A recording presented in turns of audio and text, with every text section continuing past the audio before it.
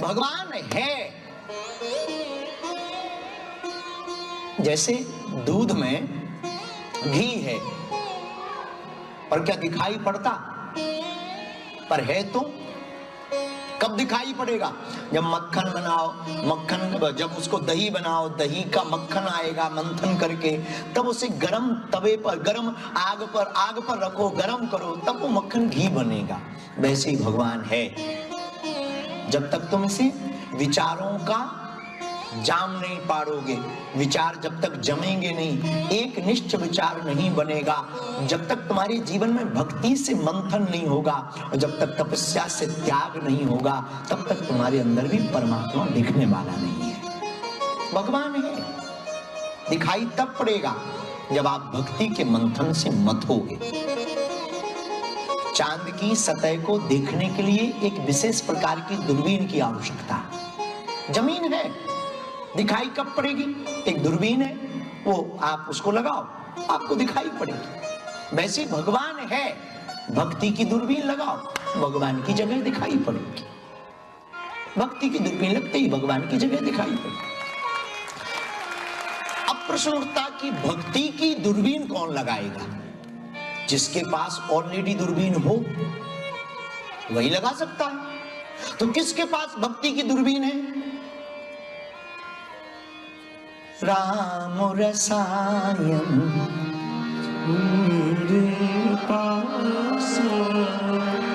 सदा रहो रघुपति के दास, सदा रहो रघुपति के दास। किसके पास वो रस है? हनुमान जी के पास। इसलिए राम राज्य के नायक कौन है?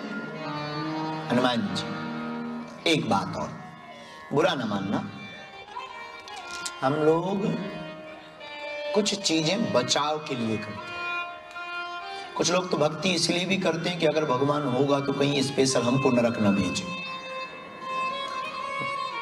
हाँ, एक आदमी हमें मिला, अब ये नहीं बताएंगे कि वो विष ब्रेन का था,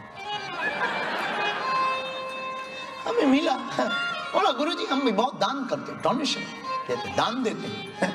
हम कहा क्यों देते भाई? बोला दरअसल हमने सुना है दान देने से पाप नहीं लगता, जो पाप होते हैं वो कट जाते हैं।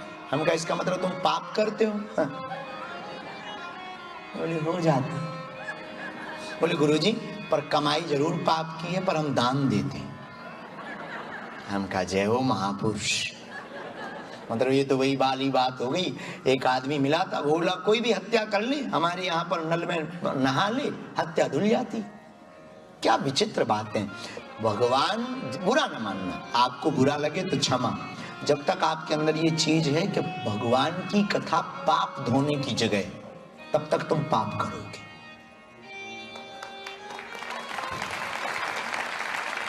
जब तक तुम धार्मिक स्थलों को, गंगा को, यमुना को, सरस्वती को, मंदाकिनी को, अलकनंदा को, कावेरी को, जब तक तुम पाप धुलने की नदियां मानोगे, तब तक तुम पाप करते रहोगे, पाप करते रहोगे, पाप करते रहोगे। माई बाप, सत्संग पाप धुलने की जगह है, हमें पता नहीं है। गुरु होने के नाते हम ये कह सकते सत्संग जगाने की जगह जरूर है। क्योंकि अगर हम तुम्हें यह प्रस्तुत करें कि कथा सुनने से पाप कट जाते हैं, तो तुम पाप करके कथा ही सुनोगे। ये तुम्हारी साइकोलॉजी, हमें पता है कि तुम यही करोगे। अगर हम एक बार बोल रहे हैं कथा सुनने से पाप कट जाते हैं, तो तुम कहोगे मनी मनी बहुत अच्छा आ गया। तो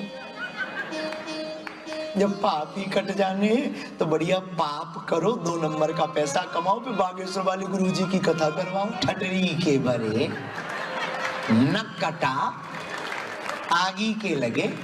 अरे कथा पाप धुलने की जगह नहीं है, कथा तो मन को धुलने की जगह। और आज की कथा का जो पहला सूत्र निकला, लौट घूम करके वहीं आती है, कथा मनोरंजन नहीं मनोभंजन की जगह है। ये मनोभंजन करती है। आपके पाप तो तुम्हें भोगना पड़ेगा। और बहुत से लोग इसीलिए परेशान, क्योंकि वो ये जानते हैं कि हमने नारियल चढ़ा दिया तो हनुमान जी हमारे पाप कटा देंगे। और फिर जब 10-20 साल नारियल फोड़ने से जब लुगाई नहीं सुधरती वाइफ,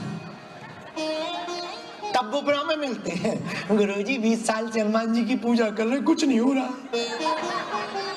क्योंकि तुम पूजा ही इसलिए कर रहे हो कि हनुमान जी के यहाँ नारियल चढ़ाएंगे तो पाप धुल जाएंगे, और तुम पाप ठोके जा रहे हो, पाप किए जा रहे हो। न कटा, ऐसे कल्याण नहीं होने वाला भैया। जो करोगे वो तो तुम्हें भोगना ही पड़ेगा।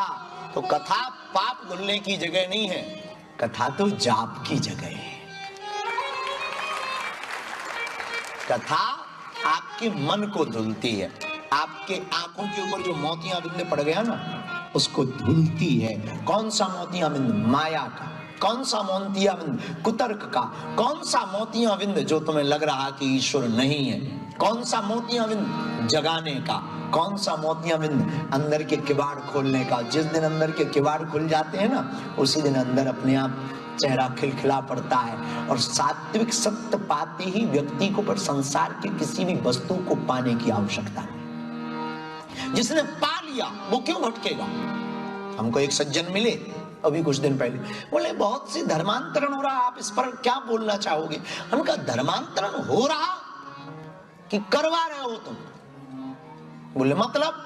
हम कहा मतलब सीधा सा है, जब तक तुम्हारे धर्म में, तुम्हारे सनातन में ये बात रहेगी कि आप चिंता मत करो तुम्हारे पाप कट जाएंगे, बिल्कुल भी नहीं। तुम्हें अपने सनातन धर्म में जगाने का काम करना पड़ेगा। जो जाग जाएगा वो खुद धर्मांतरण नहीं करेगा और 4 लोगों को भी नहीं करने देगा।